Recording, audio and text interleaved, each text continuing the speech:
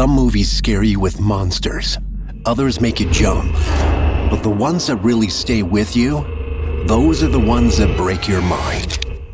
These films don't just show horror, they become it. This is the most disturbing psychological horror Iceberg ever made. From Something's Not Right to I Wish I Never Saw That. We're diving 7 levels deep, and at level 7, you'll wish you never hit play. Level 1. Something feels off. These stories don't show you blood or monsters right away. Instead, they crawl under your skin.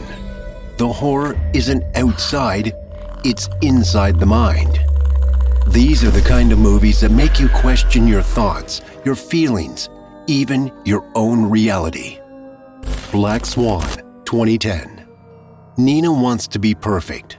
She's a ballerina who practices every day, trying to become the lead in Swan Lake. But the more she pushes herself, the more her mind starts to crack. She sees herself in mirrors doing things she didn't do. She hears footsteps that stop when she turns around. Her skin peels and grows feathers. She pulls the feathers from her back. Nina believes another version of herself, darker, freer, more wild, is trying to take over. But here's the disturbing part. Maybe it's not another version of her at all. Maybe she's the one becoming the monster. This taps into performance anxiety, loss of identity, and body horror. The fear that your own body and mind are turning against you. It shows what happens when someone, especially a young woman, feels like she has to be perfect. She has no space to feel weak or human. The obsession becomes a prison, and even when she's surrounded by people, she feels totally alone. But what if the monster isn't you? What if it's something you can't see? Something you brought home without knowing? That brings us to the next film. The Babadook, 2014. Amelia lost her husband in a car crash. Now she's raising her son alone, a boy with screaming nightmares who believes something is hiding in the dark. Then they find a strange book called Mr. Babadook. It says once you let him in, he never leaves. At first, Amelia tries to ignore it, but the scratching starts. Her son screams at nothing. She dreams of hurting him. The monster is really her grief, her pain that was never healed. It becomes alive, takes over her home, and feeds off her sadness and exhaustion. And she starts to like the power that anger gives. This movie shows how parental burnout, unprocessed trauma, and depression can grow into something terrifying when ignored. It's not a haunted house, it's a haunted mind. And the scariest part isn't grief or obsession, it's confusion. A brain that can't tell what's real anymore. And that brings us to one of the most quietly disturbing movies ever made. Jacob's Ladder, 1990. Jacob is a soldier who came home from war, or at least he thinks he did. He sees demons in the streets. His friends vanish. His world keeps jumping. One moment he's in New York, the next he's on a battlefield. He doesn't know what's real anymore. In the end, we find out the truth that he's actually dying, and everything we've seen is his brain breaking down in his final moments. This isn't about PTSD, death anxiety, or moral guilt. The movie shows what it might feel like to die slowly while your mind clings to old memories and fears. It reflects what some veterans experience, the feeling of being stuck in a place between life and death with no clear way out. What makes this movie so disturbing isn't the demons or the war. It's the idea that your final thoughts before death could be a nightmare with no escape. Each of these movies plays with something adults fear: losing control of your thoughts, not being able to trust your senses, and being alone with dark feelings you don't understand. This can trigger confusion, fear of your own emotions, and a quiet question that lingers. What if I can't trust my mind? And if the mind is already cracking, Level 2 shows us what happens when paranoia kicks in, and starts pulling everything apart. Take Shelter, 2011. Curtis is a loving husband and father, but he starts having terrible dreams about storms, danger, and people hurting each other. Even his own dog turns on him in his sleep. When he wakes up, the fear doesn't go away. He sees birds flying in strange patterns. He hears thunder that no one else hears. So he begins building a storm shelter in his backyard. His wife worries. Curtis begins to wonder if he's sick and becoming like his mother, who had schizophrenia. This movie explores paranoia, delusion, and the fear of inherited mental illness. It shows how terrifying it is when your instincts scream danger, but no one believes you. For many, this mirrors the feeling of being dismissed, especially when struggling with anxiety. It's the fear of losing trust in your own mind. And sometimes, when the world says you're crazy, it only makes you want to look deeper. But what happens when the things you find looks just like you? Enemy, 2013. Adam is a quiet man who teaches at a college. One day he watches a movie and sees a man who looks exactly like him. Same face, voice, everything. He finds this man and tries to talk to him, but things don't go well. Their lives start to blend. They swap roles. They confuse people around them.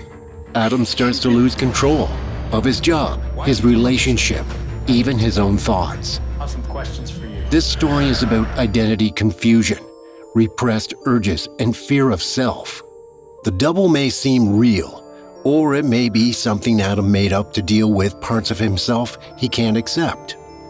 This taps into split identity and dissociation, which can happen when a person feels too many things: guilt, shame, desire, all at once. For adults, this can echo the feeling of losing control. And when the mirror stops making sense, some people stop looking outside altogether. They lock the world out, thinking that will keep them safe. Safe, 1995. Carol seems fine at first. She has a home, a husband, and a quiet life. But then her body starts to break down. She gets nosebleeds, headaches, rashes, and no doctor knows why. She becomes allergic to everything: air, furniture, even people. She moves to a quiet retreat far away, living in a small dome where no one can bother her. But it doesn't help. It just makes her more alone. She knows something is wrong with her, but everyone around her says she's just making it up. Carol starts repeating strange words to herself in a mirror. "I love you. I really love you." But her face says the opposite. She's fading, and no one is coming to help her. This movie shows environmental anxiety, psychosomatic illness, and emotional isolation. Carol's illness may be real, it may be in her head, or it may be both. Her mind is rejecting the world, and the world is rejecting her back. It's the fear of being misunderstood, the fear of being called crazy when you're truly suffering. Together, these films can show how fear can grow quietly, like a leak in a ceiling. At first it's small, then it floods everything. When the mind doesn't feel safe, nowhere feels safe. And sometimes, fear doesn't hide anymore. In level 3, it bursts out. The mind cracks, the body breaks, and what comes next is pain. Level 3, mind and body breakdown. This is where the pain starts leaking out. Grief turns into violence. Faith turns into obsession. And the body, once trusted, becomes the scariest place to be. Possession, 1981. Anna's marriage is falling apart. At first, it looks like a messy breakup. But then her emotions twist into something much darker. She screams in subway tunnels, throws herself against walls, and bleeds during a violent seizure, like something inside her is trying to get out. Her husband tries to help, but nothing makes sense anymore. He follows her and finds she's been hiding a creature. And then we see a pulsing, slimy creature she's been hiding in a secret apartment. Maybe it's her new partner. Maybe it's her pain given form. This movie shows emotional breakdown, loss of identity, and trauma turned physical. And as suffering becomes a literal monster. For the brain, this connects to disassociation. When pain is so big, the mind splits to survive. But not all grief turns into monsters. Sometimes it's dressed up like something holy, something pure, and that might be even worse. St. Maud, 2019. Maud is a nurse who believes God is speaking to her. She's lonely, quiet. After losing a patient, she becomes obsessed with saving her own soul. She hurts herself in secret. She calls it holy. But Maud isn't hearing God. She's hearing guilt. Guilt that has nowhere else to go.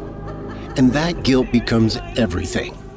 This film shows religious delusion, self-harm, and moral confusion. It taps into how belief, when mixed with pain, can become poison. For someone raised in strict homes or religious settings, this reflects the fear of never being good enough. The anxiety that any mistake means punishment, not just from parents, but from the universe. And in the final moment, when Maud lights herself on fire, thinking she's glowing with holy light, but the truth, she's wrong, alone, and in pain.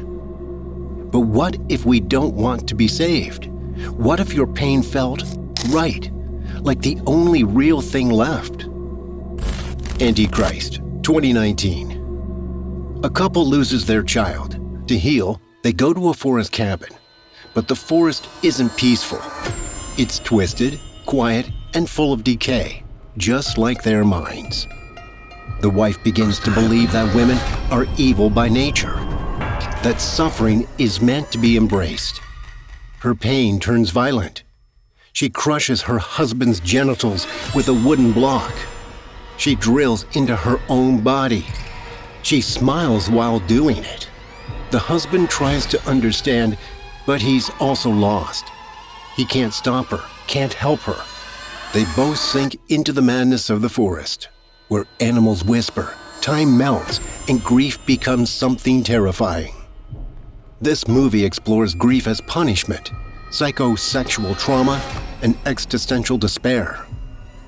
For anyone who's ever lost someone, especially suddenly, this taps into survivor's guilt and the idea that maybe we deserve to suffer for it. The forest in this film isn't just a setting, it's their mind, twisted and rotting. These movies show what pain is really like, when your body becomes the grave for your past, when love turns into violence, when healing becomes destructive. There's no going back. But if Level 3 showed us what it looks like when the mind breaks, Level 4 will show us what happens when there's nothing left to break. Level 4, Escape from the Mind. Sometimes the scariest place isn't a haunted house or a dark forest. It's your own thoughts. These are stories where the mind becomes a trap and there's no way out. The Machinist, 2004. Trevor looks like a shadow of a person. He's all bones and sunken eyes. He hasn't slept in a year. He thinks someone is trying to hurt him. Notes appear on his fridge. Co-workers turn on him. Nothing makes sense. But the truth? It's not someone else doing this. It's guilt.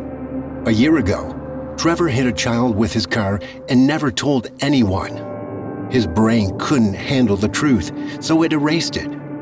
But guilt doesn't disappear, it just waits. And in Trevor's case, it punishes him by twisting his world. This story shows survivor's guilt, repressed trauma, and the mind's way of punishing itself.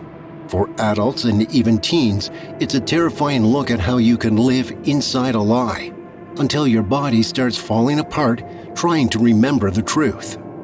Sometimes when guilt takes the shape of a memory, it's just a silence. Too heavy to carry and too deep to escape. Repulsion, 1965. Carol is left alone in her apartment.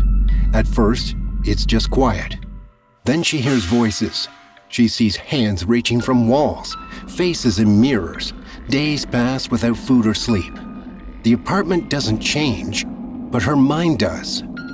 This film is about isolation trauma, fear of intimacy, and psychotic breakdown. Carol isn't evil. She's scared, locked in her own mind with no one checking on her. For anyone who's ever felt trapped in a quiet home or left alone with racing thoughts, this story hits hard. It's the fear of being left behind and then slowly forgetting who you are in the first place. And when your world collapses, sometimes even your own reflection isn't safe anymore. Perfect Blue, 1997. Mima is a pop star who wants to start acting, but as soon as she leaves her idol group, her life unravels. A stalker follows her.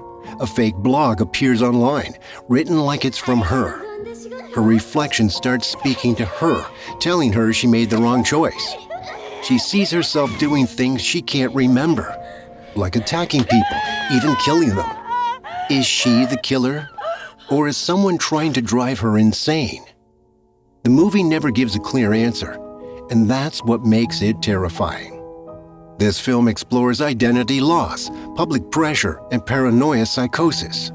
Mima doesn't know who she is anymore. She sees herself committing crimes she doesn't remember. Her mind breaks, especially in a world where everyone's watching. It shows the horror of not knowing if the version of you the world sees is even real. Mima's breakdown feels quiet and strange, until it suddenly isn't. Until even the mirror becomes a threat. These aren't monsters chasing people. These are the minds turning in on themselves. When your thoughts stop being yours and your mind becomes the monster.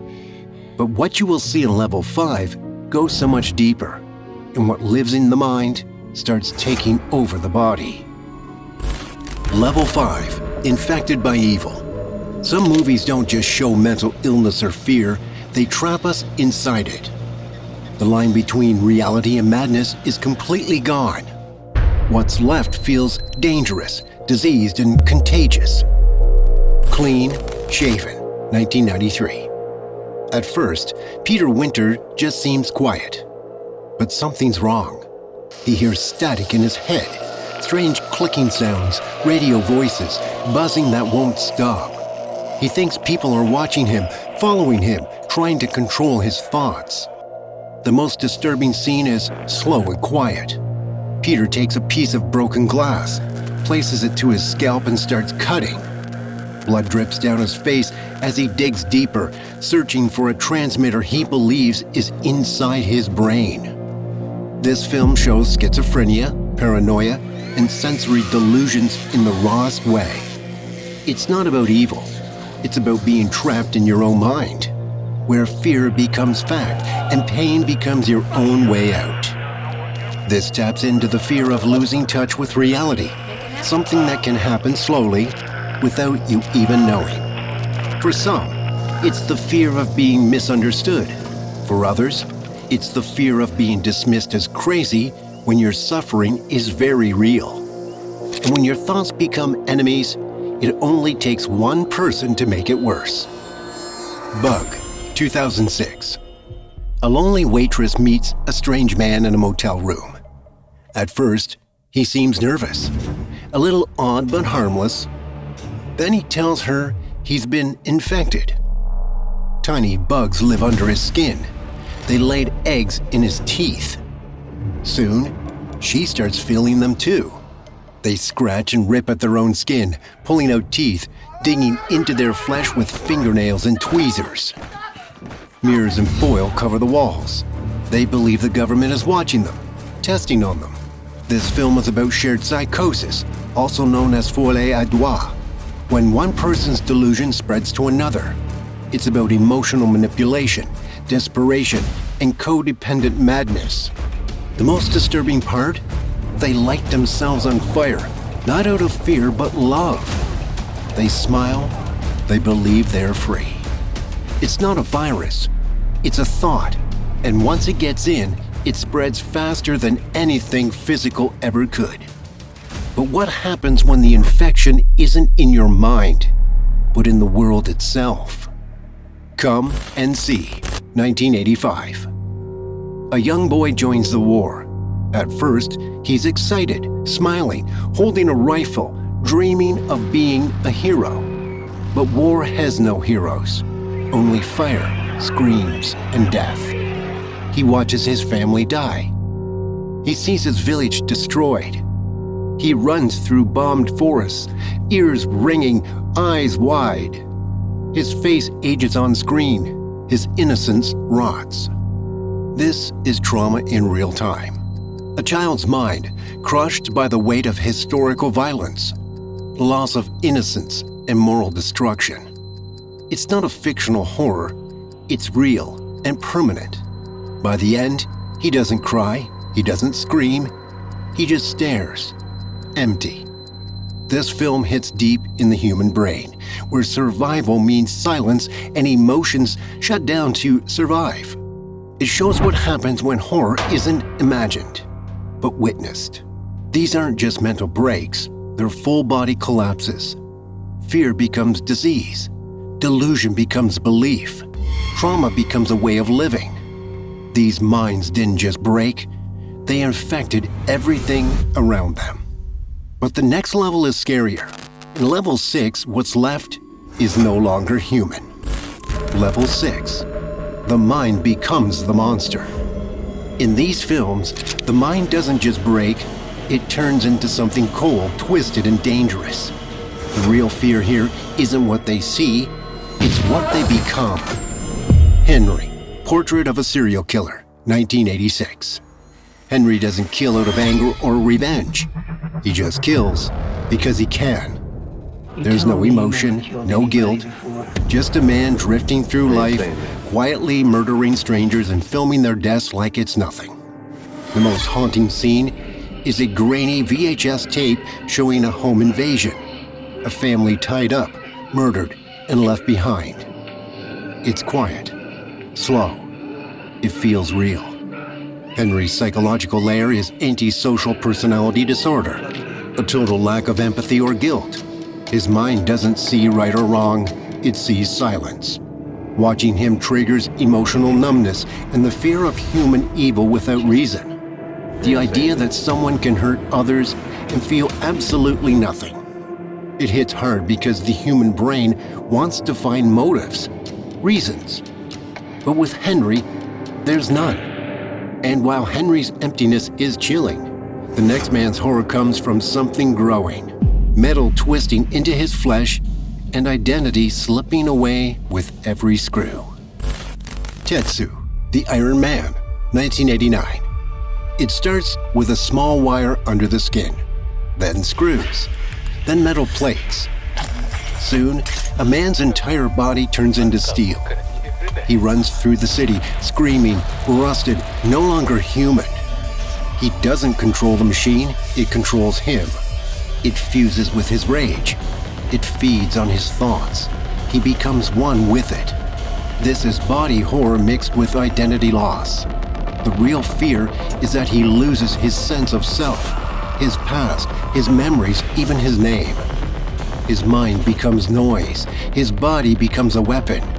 It's the fear of transformation you can't stop, of being pulled so far from yourself that you forget who you were. And when the machine takes over, there's no going back.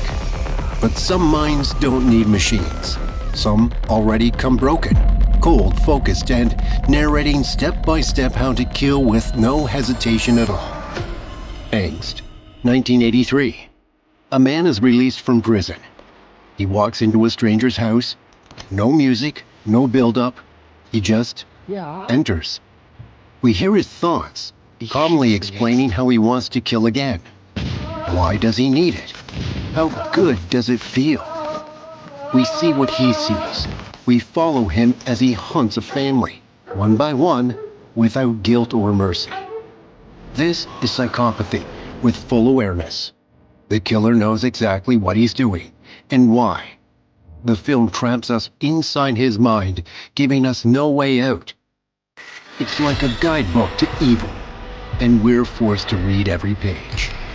It's not just frightening, it's claustrophobic, like being locked in a nightmare you understand, but can't stop. But if level 6 shows us what happens when someone becomes the monster, then level 7 shows us something worse. Something we were never meant to watch at all.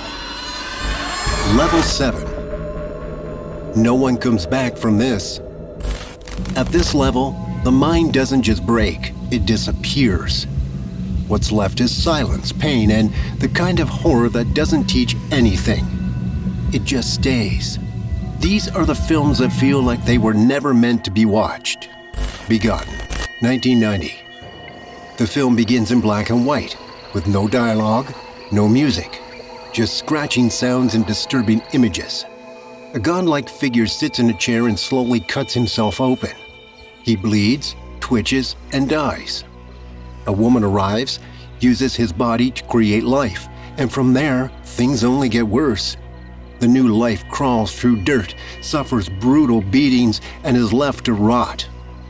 There is no story, no explanation, just endless suffering, filmed like a ritual from another world. This movie creates existential horror, the fear that life has no meaning, no answers. It triggers disassociation, the feeling that nothing is real.